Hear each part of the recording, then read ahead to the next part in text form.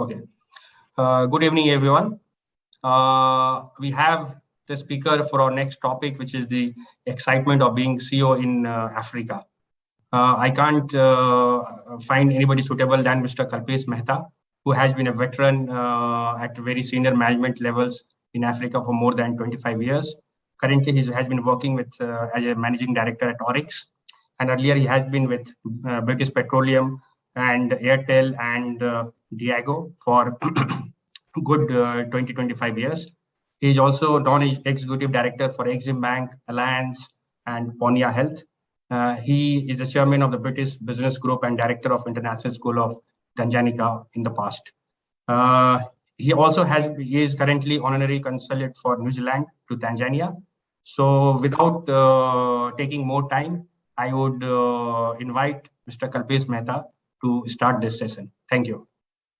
Sumit, thank you very much. Thanks for this introduction. Firstly, I must say it's a privilege to be on this platform, to meet fellow accountants from the region, from Tanzania and Kenya chapters. And I know this has not been easy. So to be having more than 400 registered, presumably members we've had today, and being able to host and put this whole thing together, it's sheer hard work from the team. So well done to the team to be able to put this whole package for the community today. I feel very much at home. Like I mentioned, I'm a fellow from the same profession. I started my career in the UK. So I'm an ACAW, registered FCA, and also with a BFP, which is Business and Finance Professional qualification from the same institute. So it feels very much at home being in front of the audience that we have today. So let me first take the very first question, or rather the comment, that why I belong to this community and why I chose about this journey. So as a fellow, from the fellow profession, I also started my career as a CFO. But in the last 20 years, the role of a CFO had changed tremendously from the back office where I started my career to be able to sit in front and do a lot of governance and strategy with all the technologies that we have of outsourcing and able to focus more on the business and the governance and the strategy, given that a lot of work can be done in the backlog. So I've been privileged to work with organizations, and I'll talk a little bit more about it, of how the journey for the CFO has also changed. Having seen the new CFO roles that I was able to do work, especially at Diageo, I think got me ready for this role, because literally the role of controls and everything was done outsourced and was able to do it very quickly, which gave a lot of focus on the business and how really to look at the business and turn around the business. So it really got me, I think, very much ready for the current role, which is the Managing Director of Oryx Energies Tanzania. So I think thanks to the profession that I started with and being able to where I am today has been a big role and a big support to me.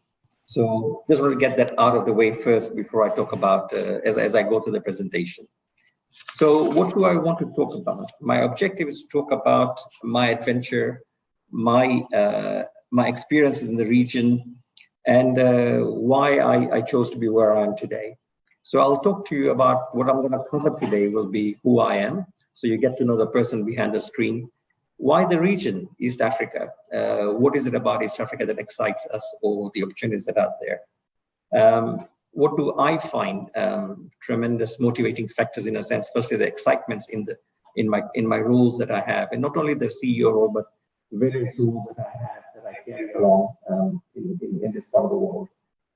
And I just want to talk to you more about it. And also, I think what keeps what gets me out of the bed. What are the motivating factors which really helps me to focus and deliver what I really thrive for? So I thought I'll share this topic with you, and then we'll obviously have a Q&As. Now, this may be a little bit unconventional with all the discussions you've had today, but I thought you have access to all the library and all the knowledge power within the profession. So I chose something different, and hopefully you'll be able to connect, or at least get a different view of life than what you are usually currently seeing today. So that's hence the topic that I have chosen. So who I am. So I'm a British national, Indian born, in East Africa, where my heart really belongs. I'm a truly East African. I can say that that's exactly what I love. And that's a reason why, despite of traveling around the continent, in fact, the three continents, and came back to the same region. So back to where I call it home, which is Tanzania. But I've had the privilege to work in East Africa, in Tanzania, Kenya, Uganda as well. And hence I'll talk to more about it, of what we do. My values, what are my values and who is truly me? So it's more about it's my integrity, my principle, discipline, life, respect for self, living with humility and honesty. What you see on the screen is it's my family. So I'm married to Nishi, my wife. We have three lovely girls, one in the university, Selena, in the University of the UK. The other two, Sanya and Sahana, are with us in Tanzania, where I'm based. And as you can see, why we love this country. The photo on your left, what you see is from the Serengeti National Park, which is a beautiful and amazing experience. And on the left, you see behind is the beach. So we literally live by the Indian Ocean, and we love this place. During COVID times, the photo in the middle is in my current role at Oryx. We supply to the mines, barrack mines, and I was privileged to go to the mines and go underground. Obviously, during COVID times, you can see we have worn a mask, but having this kind of experience to go in underground mine, it doesn't come easy. So, literally want to make the most of the opportunities that comes along.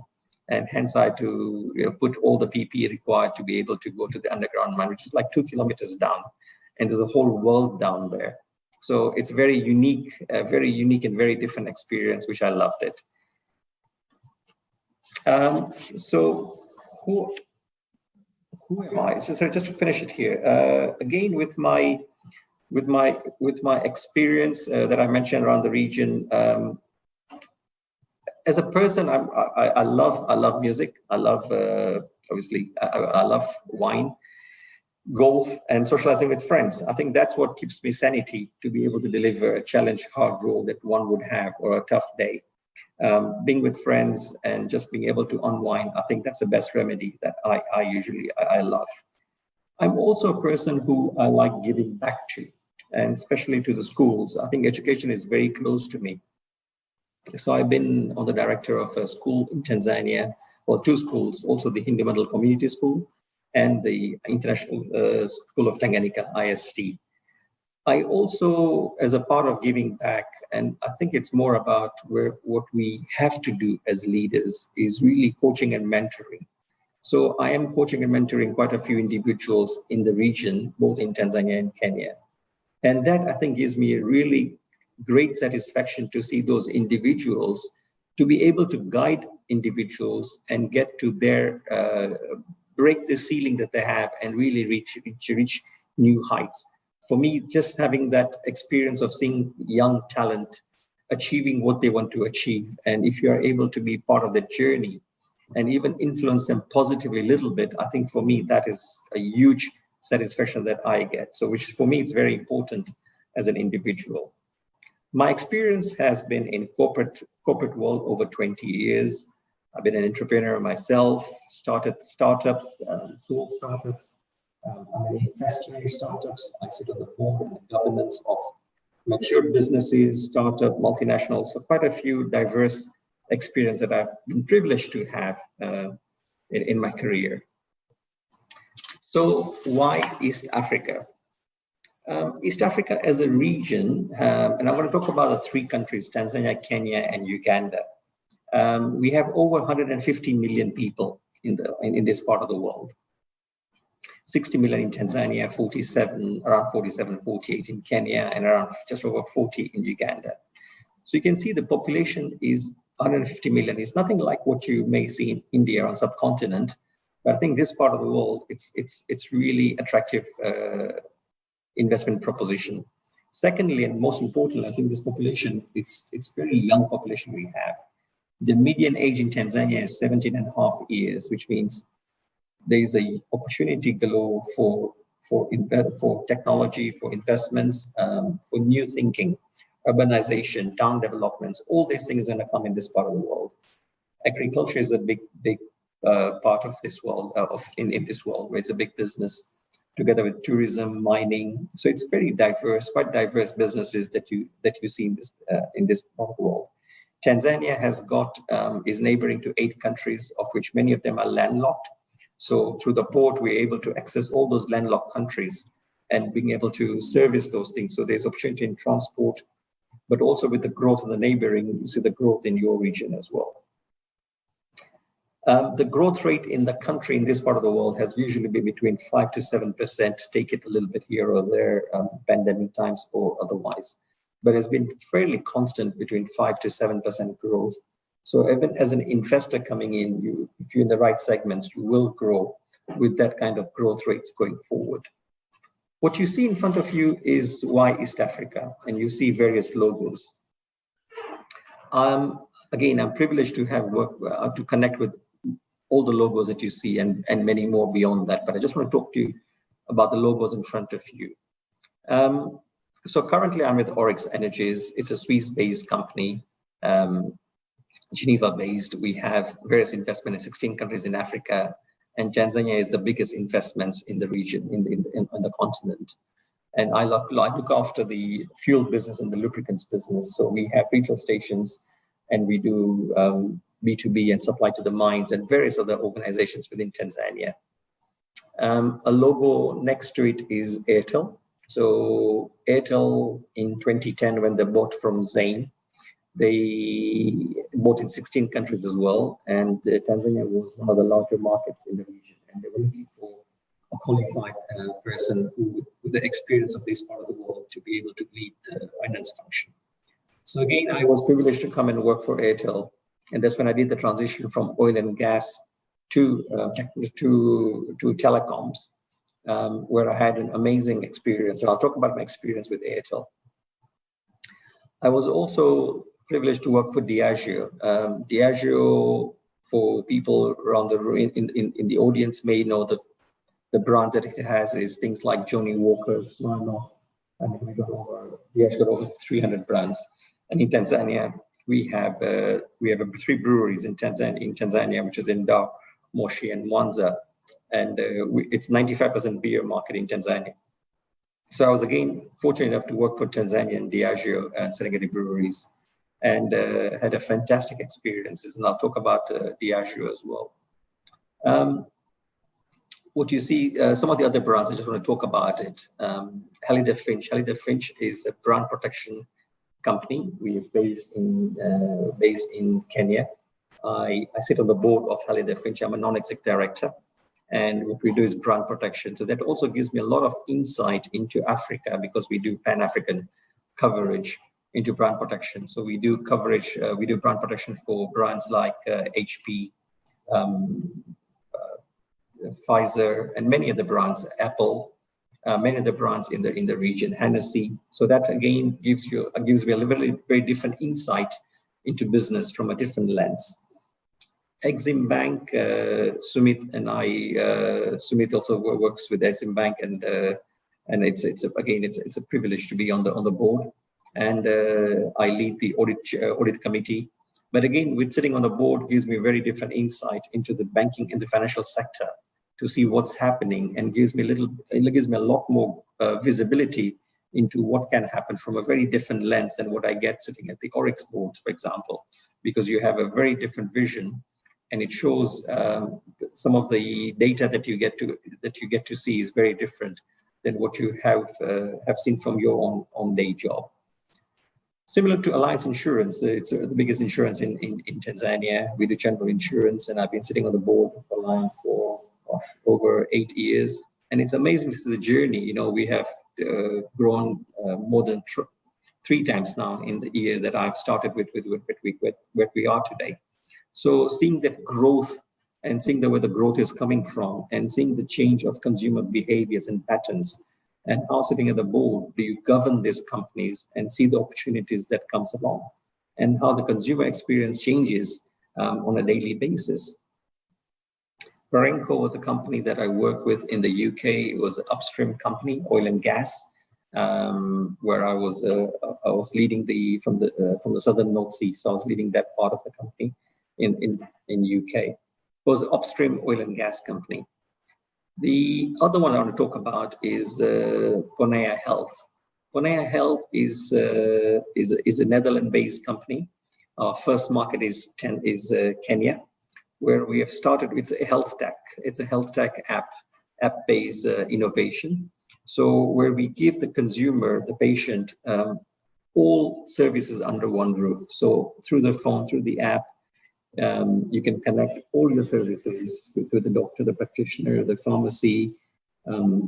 Basically, end-to-end services comes through your phone. And it's one of the breakthrough company that we have created, or that I've been privileged again to be part of it for over a year now. So we were looking to growth into different markets, starting with Kenya. We're going to grow in different markets in Africa and beyond. And again, it gives me a different perspective of the whole numbers and the youth, and just the opportunity that stays in this part of the world. International School of Tanganyika is one of the things that I mentioned about, where it's me, my values of giving back. But again, investing in a school, my time on the school board, and I was the treasurer for the board, it gave me a very unique experience to see the challenges that you have to get ready for the education for the youth for tomorrow. How do you keep renovating yourself and creating more opportunities, and how do you change the pattern of education, giving what used to be in the classroom, old classrooms, to the new ways of keeping the kids engaged and just keeping them ready for the university or the schools today. The world is very different than I think when I was in the school today, with what goes in the school to be able to get the children or the students to be university ready. So again, it's a very different experience that I had during my time at the board at ISC. Last two I want to talk about is the British Business Group. So I was a chair of the British Business Group in Tanzania. We had more than 200 members with two chapters, one in Dar es Salaam and one in the north. But working very closely with the British High Commission and the whole Office of British High Commission. I think that gave me a different experience, because I was able to talk to the investors who are invested from the UK to come into Tanzania, connecting the businesses.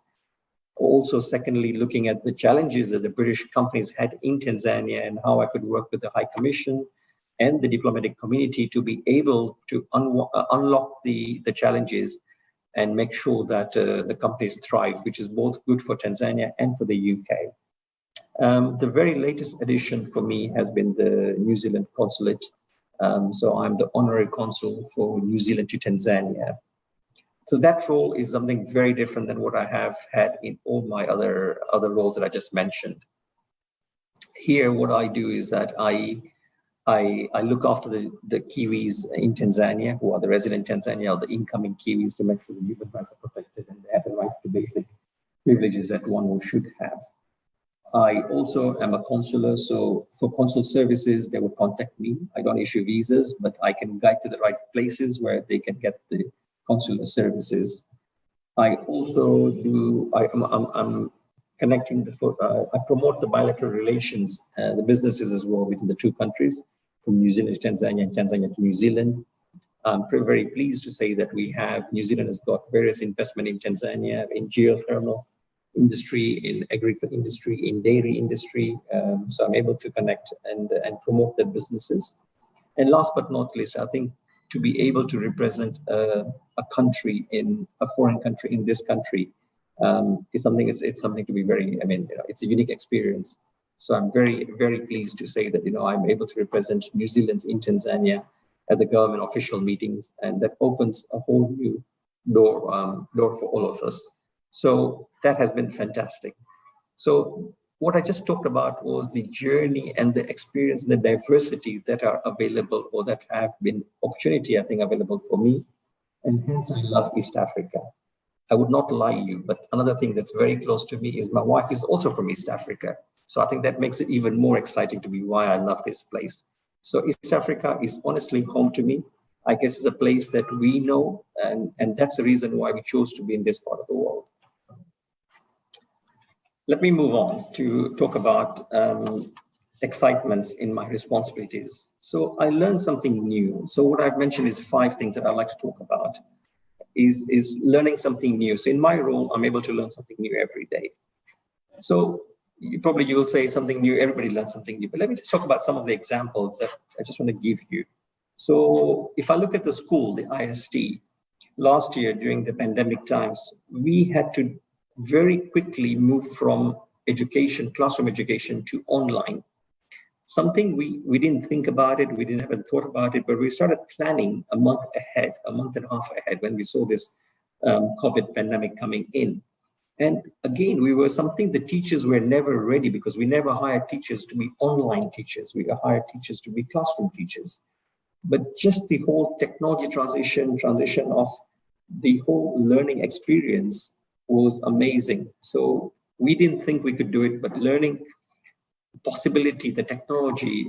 Today we're talking on a conference here. The world has changed. I mean, a year ago, 2 years ago, we were all meeting in some part of the world, being together in one room. But we've all learned to be to adapt to new things. So for me, that IST example, just want to show you how things we were able to adapt and change quickly. Oryx, where I'm working currently, my current business, the customer experience keeps changing. Before we were just building petrol stations or gas stations. Now we have to think about how do you bring the footfalls to the station? How can the consumer have a unique experience whilst they're at our station? So creating a convenience store, a coffee shop, internet, things like that. It's just creating when you are filling your thing, why don't you have a coffee? When your car is getting serviced, how do you bring a different experience? So by creating this experience, you personalize it. And I think that's what we find it something very different, because traditionally we've just been a gas station, but now it's a lot more than a gas station. It's a place to go to, place to hang out. At Airtel, for example, again, I came from an oil and gas background, and moving to Airtel, I launched Airtel Money. I was part of the team that we launched Airtel Money. And moving from I think 20,000 subscribers we had, by the time I left Airtel, we had over 3 million subscribers on the platform. So the whole experience was about how do you move people, how do you change people's behaviors to be able to think differently and get them to something different, which is more convenient, at ease. And once you get hooked onto it, you don't want to go back to the traditional ways of working. So Airtel Money is like what you may have heard about M-Pesa, paying through the mobile phone, but it's a lot more than paying. It's sending money. It's a whole new world that we were able to offer and make sure the platform is ready so that we could attract our customers, could be able to enjoy those services. In banking, something that is again coming in is very much from being to the banking today has changed. Banking is no longer going to the branches. It's about digitization, online. How do you change? How do you have the ease of banking from sitting in your offices? So most of businesses I spoke about is really being able to change from A to B with given the time that is moved and how the consumer expects you to do differently. The only thing that has remained constant was the glass of whiskey. At Diageo, people had whiskey, no matter what was COVID or pandemic, they still had the same whiskey from the same glass. So I hope that remains forever, in a sense, remains for a time to be. But people have had change over the time that I've seen. I think the diversity in the industry that I've just mentioned about, because I sit as a non-exec director in many companies that I mentioned, investor, and also sitting on the governance strategy, spoke about the school, all that gives me a very different experience, a different insight than just looking from one lens of my current role. So I really value sitting on the boards or sitting in other institutions, because I know I will learn something new, but I will just have a different thinking as well. I'll have a very diverse and very, I would also be able to collaborate my thinking through different industry insights. So if I'm thinking of growth, I can then use my banking role on to see whether those growth numbers, do they matter or not? Do they connect? How do I see the youth coming in, looking at the technology platform that has grown from the Ponea side? So there are various points that you can connect to again realign or reassure yourself that the thinking that you spoke about is in the right direction. Meeting people, dynamic people with various industries, you can see you meet very dynamic people, be that from the consular work, be that from the BBG, British Business Group side, the BBG, or from the business community, because of you sit on various networking sessions or networking groups. Meeting these dynamic people, I always find that I will love I'll get to know something different, something new. I'll see people who think differently than what I do. I think that also motivates me, because I can challenge myself on thinking, how can I do things differently tomorrow than yesterday? Finding a win-win solution, not always easy. As leaders, you have to take positions, you have to take a stance.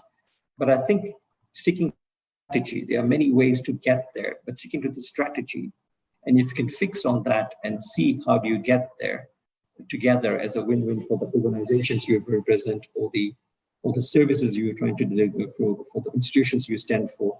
I think that is something that you can think differently and try to keep thinking on a bigger picture rather than a smaller picture. So I think that's something that really excites me, of how to find solutions without stumbling people, and trying to see how do you find the win-win solutions. On the networking and the strong network in the region, as I mentioned, my opportunity to work in the region, in East Africa, Tanzania, Kenya, Uganda as well, being able to move around, and when you're part of some of the communities, it just leads from one thing to other. So you're able to meet a lot more people outside and connect with very strong networks. And I think in my experience, businesses, it is a lot to do with networks.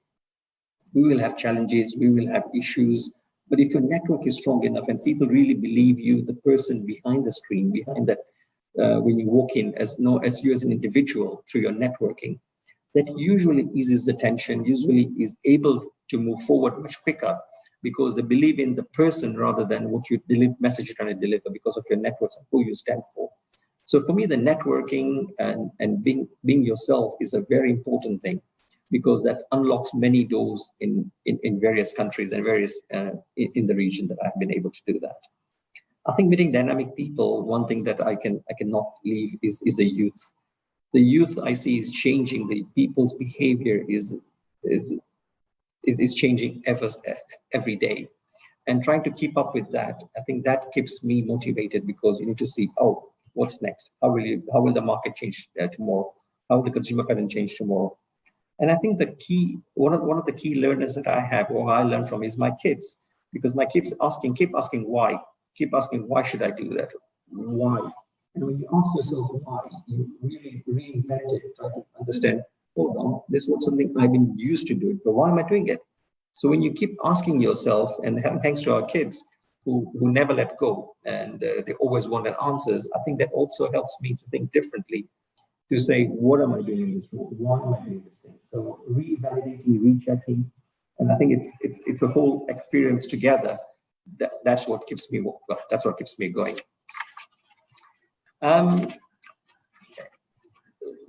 Let me move on to the motivations. What are the motivating factors? For me, it's very important growing talent. So as an individual, I invest in people. I'm a strong believer that every human being has talent. You need to find the right talent with the right individual. And for me, I do coaching and mentoring to various people in the region, and just seeing their journey, that their journey moving from strength to strength. And I think that keeps me, there's nothing more pleasure that I have by saying I was part of this individual's journey, even if it at a short time, but as part of that individual's journey. So for me, that's something that I really take pride in it, because I've been able to work with the individuals. Building new things, as I mentioned, things are changing ever, so evaluation is coming through. In anything, and in most companies, we always look at innovations.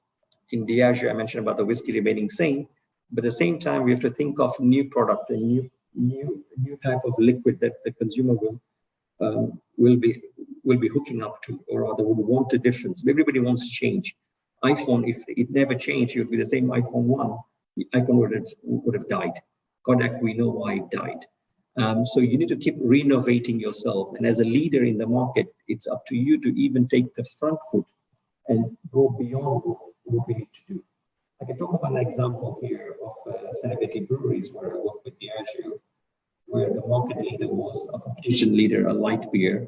we had to come something different to be able to penetrate the big competition that we had. And we came up with the product, a light beer in the market. But we thought so much about it, we had to strategize it. We had over a year of planning of how we're going to tackle that, the giant that we had ahead of us. And we went with the consumer research, consumer expectations, and were able to offer in the market a liquid, a package at the right price, which really took us by surprise. I mean, the success that we have of that brand, it's just something that we didn't expect at that point. And we're so happy, so proud that all the thinking that went in, and we never gave up on quality, because quality is something that you stand for, and that's why the consumers will always come back to you. Turning around companies, again, not the easiest world in the world. Turning around companies is the most difficult, I think, that I've had to do.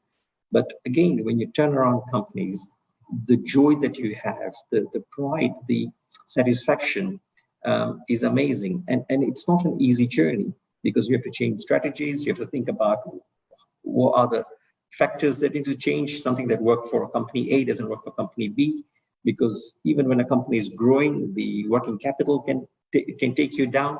So depending on the company's objectives and what the strategies are, but just turning around companies to be able to see the growth trajectory and see financially and market leaders and market positions and everything, how you can change it, see the growth part of it. I think it's a fantastic experience.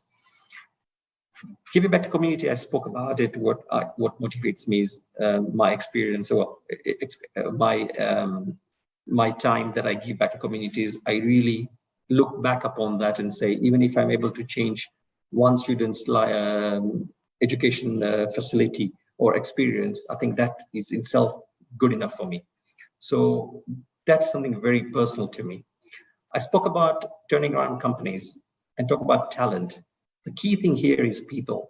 Without people, I think all the asset doesn't really work. You can have the best engine in place, but without people, nothing runs for me. And it's not about the results. It's about the journey that we go together. And I thrive on that. I thrive on having fun in doing something. I've said to my teams that, I spend more time in the office with my teams than at home with family. So we need to have fun when we're together. And when we deliver results, we need to celebrate successes, even no matter how small it is. We celebrate successes, because that is the experience and the feeling we're going to leave behind, rather than the journey or the results or the PowerPoint presentations to say we did this. Nothing will matter. What will matter is the feeling that one has had in delivering results. How did we achieve that? What we felt when we said, yes, we've done it. For me, those are the things that motivates me. And I'm so happy saying in this part of the world, being able to do these wow moments many a times with many organizations. And thanks to all these organizations I was able to be part of, to be able to have these wow moments in the region. With that, I'm going to stop, and I'm going to ask Sumit if there are any questions.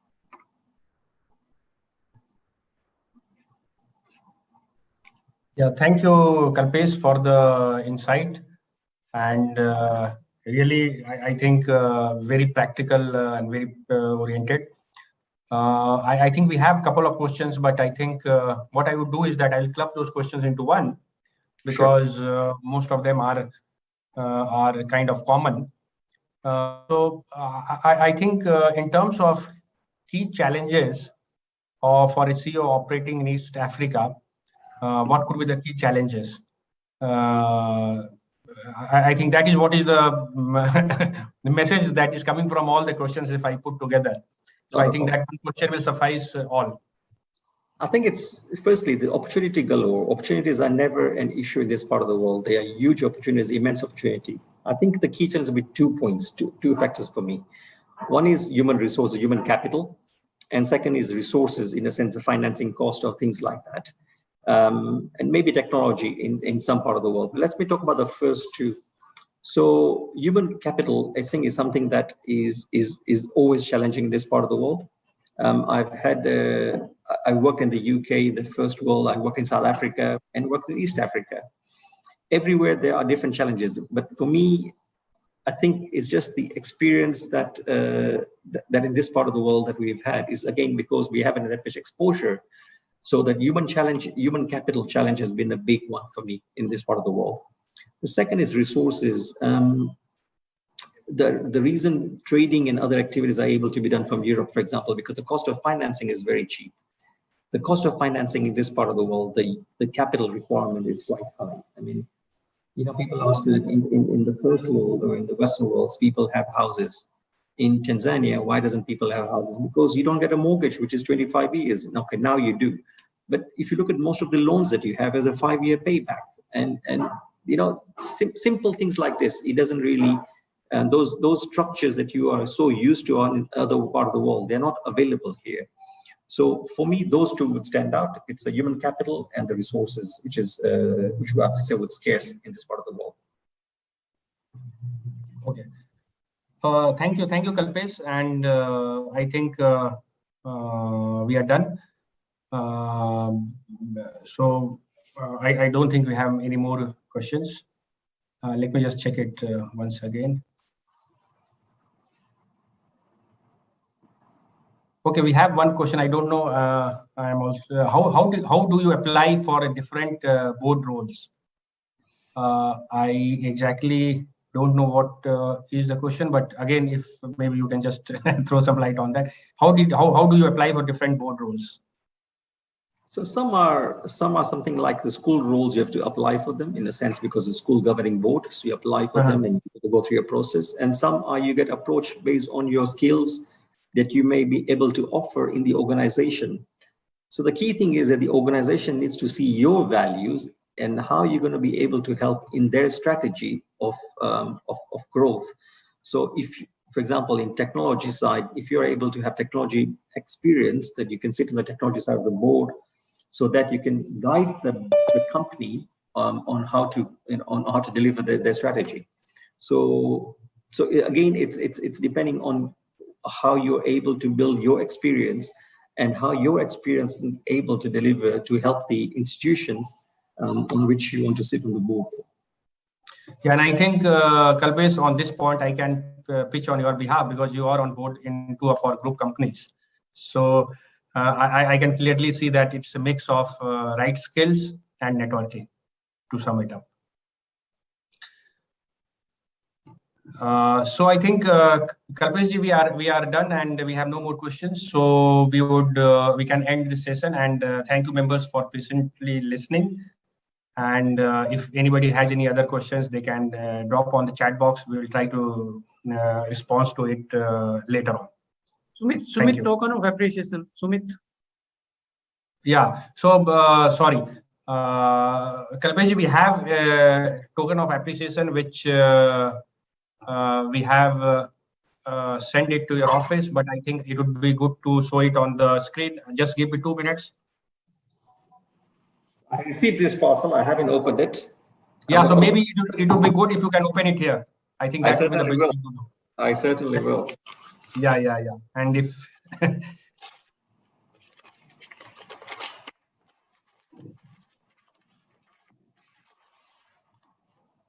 oh wow! Thank you. Thank you very much. Thank you.